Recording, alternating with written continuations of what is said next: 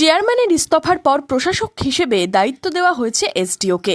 পৌরসভার কর্মী আধিকারিকদের নিয়ে বৈঠক কান্দি পৌরসভায়। এদিন পৌর কর্মচারীদের পক্ষ থেকে মন্ত্রী ও এসডিওকে সংবর্ধনা জানানো হয়। বৃহস্পতিবার এই বৈঠকে উপস্থিত ছিলেন রাজ্যের বিদ্যুৎ দপ্তর এবং অপ্রচলিত পুনর্নবীকরণযোগ্য শক্তি উৎস দপ্তরের প্রতিমন্ত্রী গার্গী দাস ঘোষ, এসডিও তথা পৌর প্রশাসক মধুশ্রী সহ পৌরসভার আধিকারিকরা।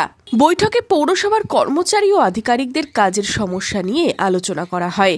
পাশাপাশি কান্দি পৌর এলাকায় বর্ষায় নিকাশি বিদ্যুৎ পরিষেবা নিয়েও আলোচনা করা হয়। আমি ছিলাম শুধুমাত্র শ্রোতা, আলোচনার জন্য আমি নই। এসডিও ম্যাডাম যেহেতু এখানকার এখন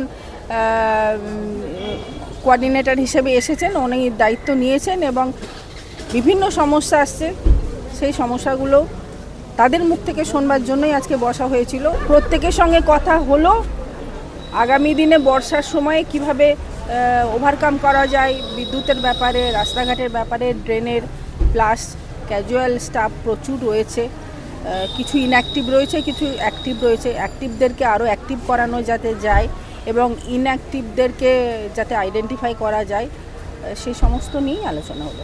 বৈঠকে পৌরসভার সক্রিয় কর্মীদের আরও সক্রিয় হতে নির্দেশ দেওয়া হয়। কান্দি থেকে রবীন্দ্রনাথ কৈবর্তের রিপোর্ট, মধ্যবঙ্গ নিউজ।